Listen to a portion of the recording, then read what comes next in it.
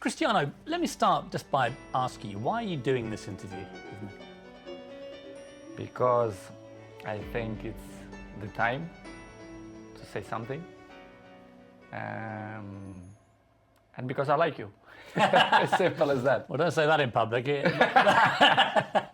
Well, I like you too, and I appreciate it because I think that you've had to sustain a lot of criticism this year in particular, probably more than at any stage in your career. And I think it's time to set the record straight and to clear up a few things, not least, I suspect, for the fans of Manchester United. You must be wondering what the hell's been going on. Oh, as I say many times, the fans, I'm always gonna say good about them. They are the most important things in football. You play for them. They're always in my side. I feel that every time when I walk in the streets, the fans coming to me and they appreciate what I do for football. And for me, it's the most important in football. The fans, for me, is everything. I want to take you back to last summer. You're at Juventus, and there's massive speculation about where you're going to go. And the big rumour is that you're going to go to Manchester City. So first of all, how close was that to happening? Well, honestly, it was close. It was close. It's something that they spoke a lot, and Guardiola say 2 weeks ago, I guess, that they try hard to have me. But as you know, as my history in Manchester United, your heart, your feeling, the history that you did before make the difference. And of course, as well, Sir Alex Ferguson. So I was surprised in the same way, but it was conscious decision because the heart speaking loud in that moment. You were a Manchester United legend. So when you say your heart led you, it's because of that, the history you had with the club and the relationship you maintained with Sir Alex, with the fans. I think it was the key. It was the difference in that moment. But I cannot be loyal if I would say that Manchester City wasn't close. But I think I did conscious decision. I don't regret at some point. And as you mentioned before, Sir Alex Ferguson was the key. Did you speak to him before you Yes, came I back? did. Yes, I did. I spoke with him, and What did he say to you to try and persuade you? he said to me that it's impossible for you to come to Manchester City. And I say, okay, boss. So I took the decisions, and I repeat I was with conscience that it was a good decision. You came back and it couldn't have started better. You played at Old Trafford. Yeah, you won 4-1 against Newcastle. You scored twice. Sir Alex was there, loving it, obviously, the return of the prodigal son. Your mother was there, the return of her own son. Your mother was crying, obviously. Obviously, yes.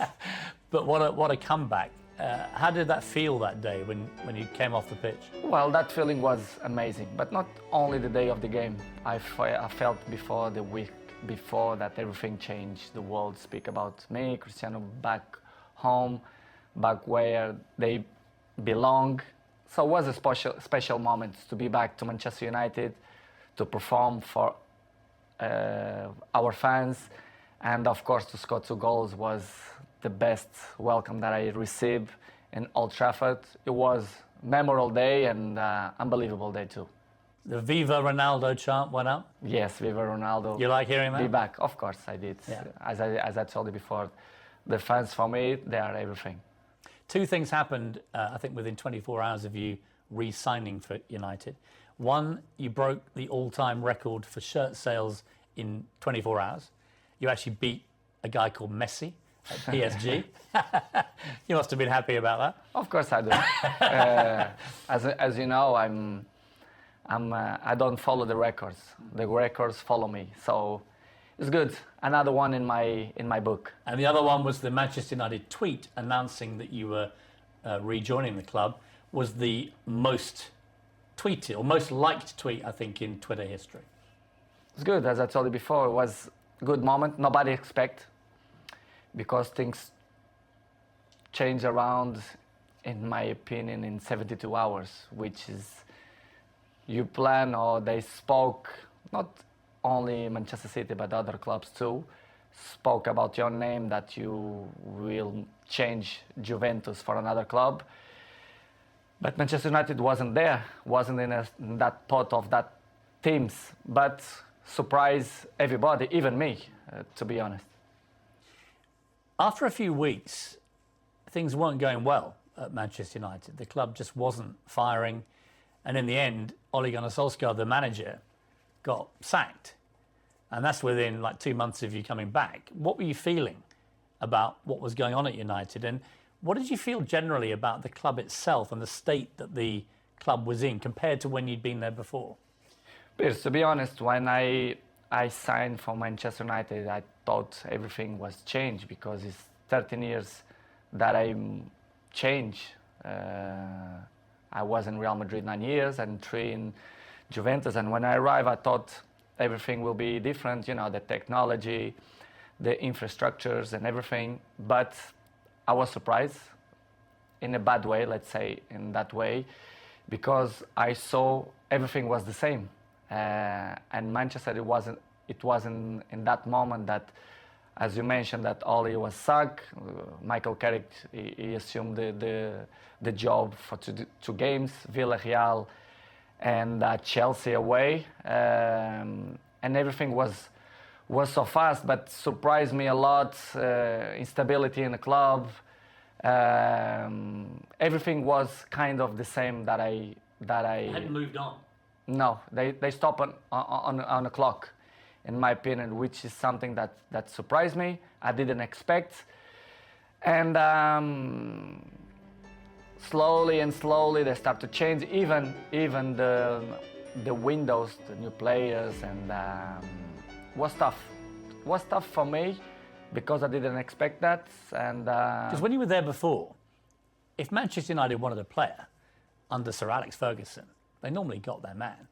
Right now, it's a very different environment. After many years of failure since Sir Alex retired, United weren't getting the top players anymore. So were you surprised by that dynamic changing as well? Because you would have been used before to them, if they wanted top players, they got them. I was surprised. I thought when I signed, that they signed in that year Sancho and Varane plus me, that things will be in the way that Manchester should be. As you mentioned, well, Sir Alex Ferguson left a big gap in the club. Not only Sir Alex Ferguson, but one person that I thought make the difference, David Gill, the president, a very, very good man. And the structure around Sir Alex Ferguson was very important too.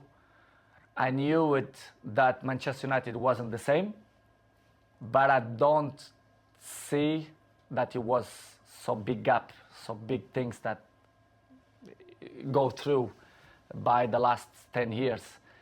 And it was the thing that surprised me more, to be honest. It was little things like even the swimming pool that the players use, the saunas, all these facilities. Nothing had changed since you'd left in 2009. Nothing changed. Surprisingly, not only the pool, the jacuzzi, even the gym. Even some points, the technology, the kitchen, the chefs, which is I appreciate, lovely persons. They stop in a time which is it surprised me a lot. I thought I will see different things, as I mentioned before, technology, infrastructure, but unfortunately we see many things that I'm used to see when I was 20, 21, 23, so surprised me a lot. You'd also, of course, as you said, you'd been at Real Madrid and Juventus, where you saw them moving all the time to progress with technology, the latest thing, to improve performance levels. So you were able to compare what you'd experienced there with what was not happening at United. In United, the progress was zero, in my opinion. To compare with Real Madrid and even Juventus, that they follow the recent world. So the technology